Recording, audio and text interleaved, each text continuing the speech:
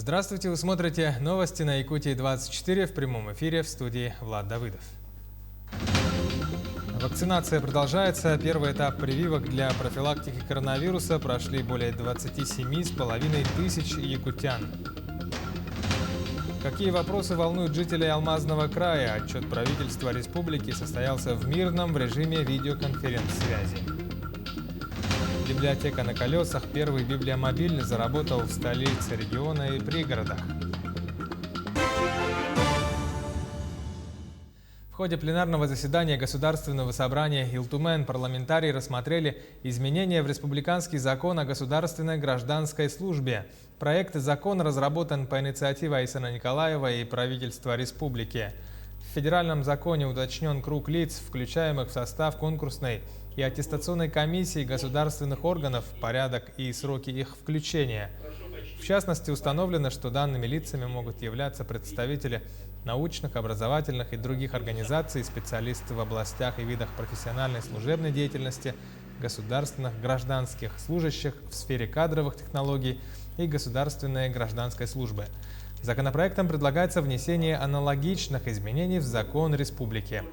Законопроект принят народными депутатами в окончательном чтении. Прошу почтить память. Отчет правительства республики состоялся в мирном режиме видеоконференц-связи на площадках Zoom и YouTube. Участие приняли более 200 человек. Основные проблемные вопросы жителей касались переселения из ветхого и аварийного жилья. В мирном также существует проблема отлова и содержания бродячих собак, требуется усилить работу ветеринарии, а жителей села Сюльдюкар волнуют мостовые переходы, которые должны построить. Минтранс обещает в апреле рассмотреть вопрос и попытаться предусмотреть деньги как минимум на строительство одного моста. Ну а в поселке Алмазный требуется обеспечение населения питьевой водой, что требует дополнительных затрат на установку временных перемычек на реке. Особенно остро в районе стоит все-таки вопрос переселения граждан из аварийного жилья. Выполняется, конечно, программа на то жилье, которое признано аварийным до 1 января 2017 года, но в районе действительно очень много жилья уже признано после 1 января 2017 года, его значительно уже больше. И в этом году, наверное, тоже у нас еще будет принято не один десяток домов признан аварийным. Еще очень остро стоит вопрос, это качество и сроки выполнения работ фондом капитального ремонта.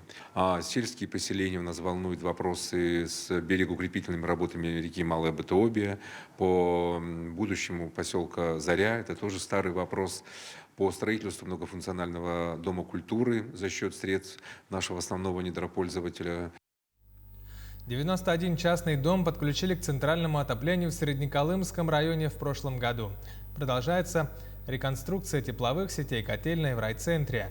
320 человек из 700, состоявших на учете, трудоустроились в целом по району. Перевезли также около 500 пассажиров по субсидированным авиабилетам по маршруту Якутск-Среднеколымск-Якутск за 2020 год. Ввели в работу фельдшерско-акушерский пункт в селе Березовка. В селе Ябях будут модернизировать дизельные электростанции. Обо всем этом сообщили на отчете МинЖКХ Республики о проделанной работе за 2020 год перед населением Среднеколымского района. Также жители подняли проблемный вопрос о строительстве школ в селах, жилых домов и затронули тему завоза грузов. Это завоз угля. И сегодня отмечаем, что он завезено за место запланированного в целом за автозимный период 16 тысяч, завезено 4 тысячи. И сегодня это связано с тем, что есть долг перед перевозчиками у предприятия за прошлый год и за мероприятия, которые имеют в виде горюче-смазочных материалов. Это заправка техники на текущую деятельность. Сегодня этот вопрос решен, и будем наверстывать. Вице-премьер Якутии Сергей Местников проинформировал об эпидситуации в образовательных сфере республики. По состоянию на 16 февраля в системе образования республики за сутки выявили 11 случаев заболевания коронавирусной инфекцией. В Якутии прием детей ведут 800 образовательных дошкольных организаций. 2 детсада закрыты на карантин, один из них по причине ковид. В системе общего образования по очной форме обучения работают 400 школ, по дистанционной форме 7, по очно-заочной форме 234. На полном карантине 2 учреждения, в том числе одно по ковид. Первый этап вакцинации для профилактики коронавируса прошли более 27,5 тысяч жителей Якутии. Об этом сообщила замруководителя регионального оперштаба Ольга Балапкина в ходе традиционного брифинга по эпидситуации. Ревакцинацию прошли 9679 человек, в том числе за сутки 1809. По состоянию на 17 февраля в Якутию в общем количестве поступило 42 412 доз вакцины. Третья партия препарата размаркирована и передается в районы и города Якутии, уточнила Ольга Балапкина.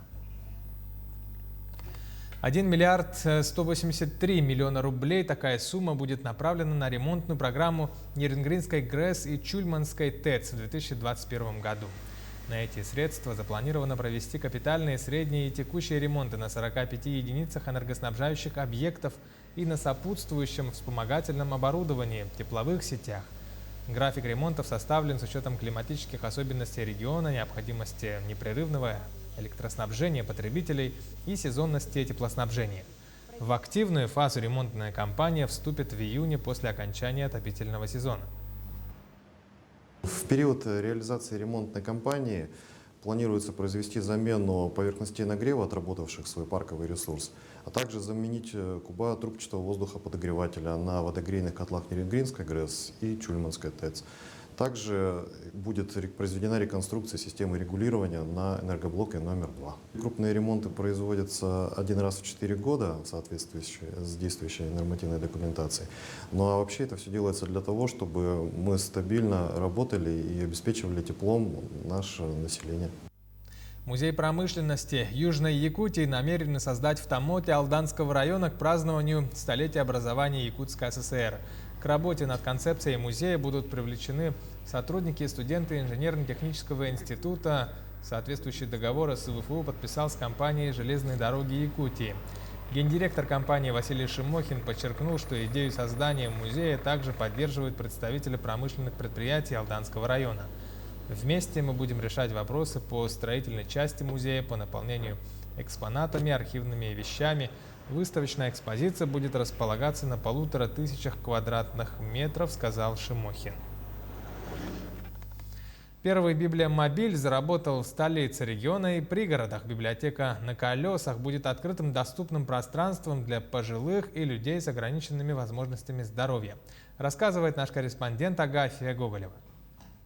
Свой первый выезд библиомобиль повез 200 книг и журналов в социальные учреждения столицы. Вся литература получена в дар от горожан и спонсоров. У нас очень много социальных партнеров. Это дома-интернаты, и пансионаты, и частные жители.